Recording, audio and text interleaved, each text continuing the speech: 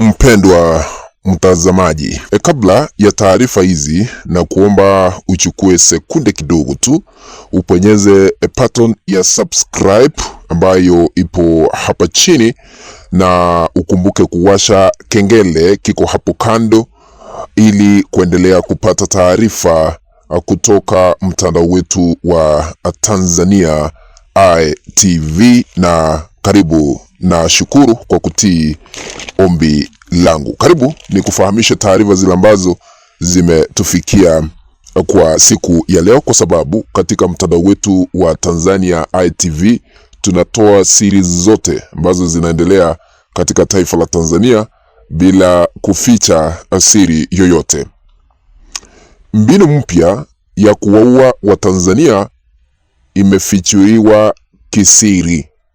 Hii ni hatari kubwa, unyama wa hali ya juu wa mauaji ambao tena unaendelea katika taifa la Tanzania chini ya uongozi wa Rais Samia Suluhu Hassan.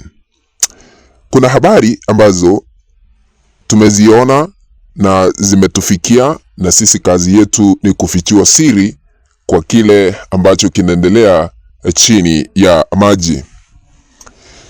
Rais Samia Suluhu Hassan aliweza kuanzisha tume ya kuchunguza maafa yaliyoshuhudiwa tarehe 29 Oktoba 2021 mosi 2-3 Novemba katika taifa la Tanzania, kwa sababu kulikuwa na maafa.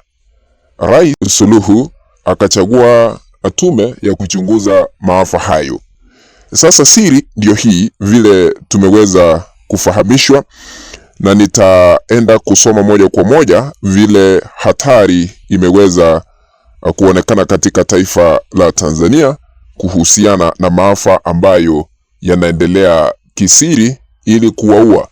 Vile inadaiwa mashahidi wote ambao wanajua ni kipi ambacho kilikuwa kinaendelea nchini Tanzania haswa kwa mauaji.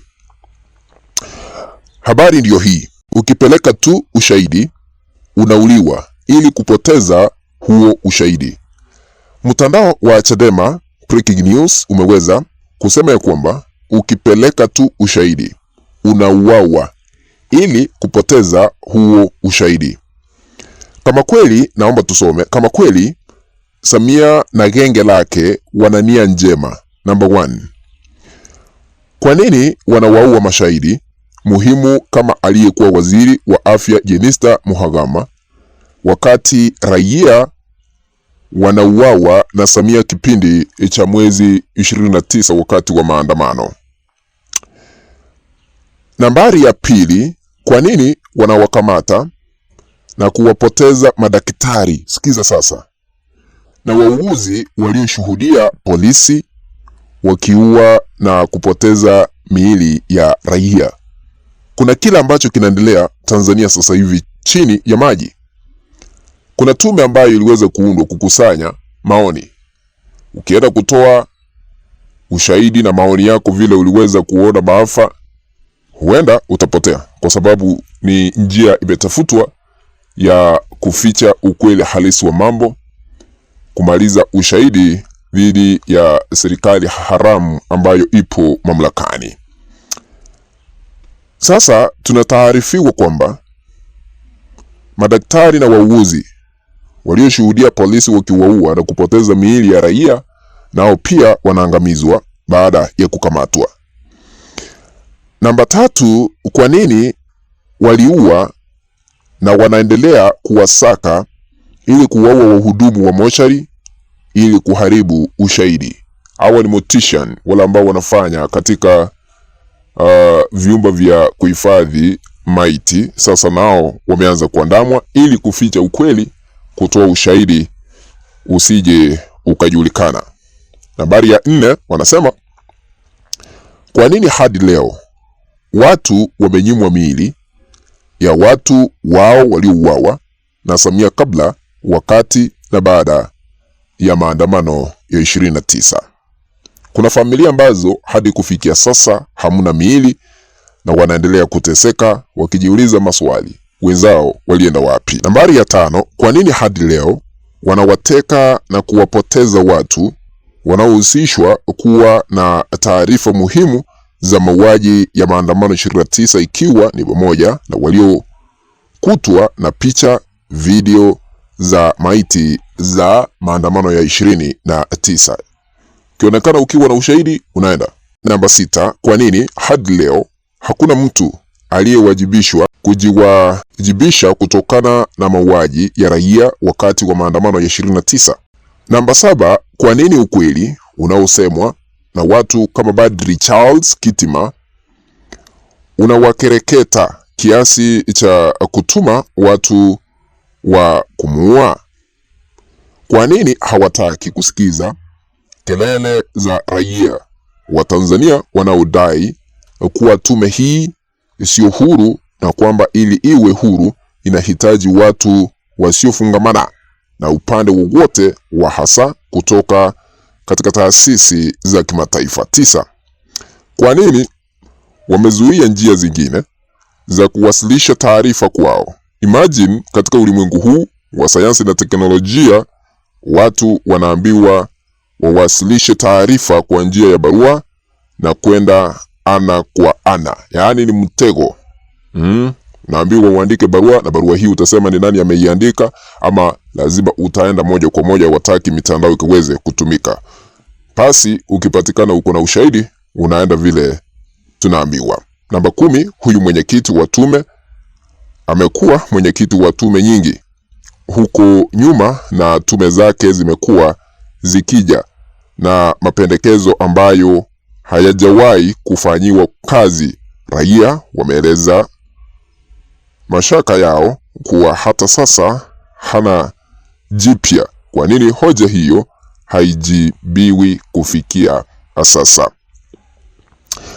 Wanamaliza kwa kusema ya kwamba wengi wa wajumbe wa tume hii walikuwa katika serikali ya Samia kabla na baada ya maandamano 29. Wanawezaje kujichunguza? Namba 12, Samia na genge lake wamekuwa wakiwatuhumu baadhi ya watu kwa kile wanachokiita wao ndio walisababisha vurugu, na wamekuwa wakitoa maelekezo kwa tume hii kuja na taarifa zinazoelezea namna vikundi hivyo vya watu walivyohusika katika vurugu hizo. Je, huoni kuwa tayari tume ya Samia wana majibu ya wanachodai kukichunguza? Maswali ni mengi sana, lakini majibu yao ama yako wapi? Usiwape ushirikiano hawa dekio za Samia. Hawana nia njema wala hawana uwezo wa kufanya hichi wanachodai kukifanya. Kumaanisha ya kwamba hii ni mbinu nyingine mpya, na wale ambao wako na ushahidi, wako na kanda, wako na picha, haswa kwa yale ambayo yalishuhudiwa Tanzania, mkienda kutoa maoni kwa tume ile, kwa sababu wale ni wandani wa Samia Suluhu Hassan, lazima utajibu na kitaeleweka. Ulitoa ushahidi wapi? Mbona uko na picha kwa simu? Mbona uko na kanda za video kwa simu? Ulizitoa wapi? Mbona umeziweka hapo? Unafanyia nini? Kwa hivyo kuna ushahidi ambao unatafutiwa njia ya kufutwa, kwa sababu Samia Suluhu Hassan anatakiwa, kwa sababu imependekezwa na mataifa mengi, aweze kuchunguzwa kufuatia maandamano yaliyoshuhudiwa nchini Tanzania, ili apelekwe katika mahakama ya jinai Netherlands ICC kushitakiwa kwa maafa ambayo yalishuhudiwa nchini Tanzania. Kwa hivyo yale ambayo yanaendelea, hata tunapoenda hewani kutoka mji huu mkuu wa Mbeya, tunashindwa ni kipi ambacho kinaendelea. Kwa hivyo muwe makini, kwa sababu taarifa hizo zimeweza kutufikia na sisi tukaona ni heri tukaweze kuwafahamisha. Nasema asante, nashukuru sana kwa wale wote ambao wamesubscribe katika channel hii ya kutoa siri zote kila wakati tunapopata siri hiyo ya Tanzania ITV. Nashukuru wale ambao mumesubscribe, asanteni sana. Na kabla ya kutoka kwa kanda hii, naomba tu uchukue sekunde moja yako usubscribe hapo chini. Ikiwa hauja subscribe, kuna button ya subscribe, bonyeza hiyo button na kengele kiko hapo kando, na kuomba tu kaweze kukiwasha, ili wakati wowote tunapoendelea kupata taarifa kutoka mtandao wetu wa Tanzania ITV utakuwa unataarifiwa ili kujua mengi zaidi. Asanteni sana, tukutane katika video ama kanda ambayo nitaitengeneza.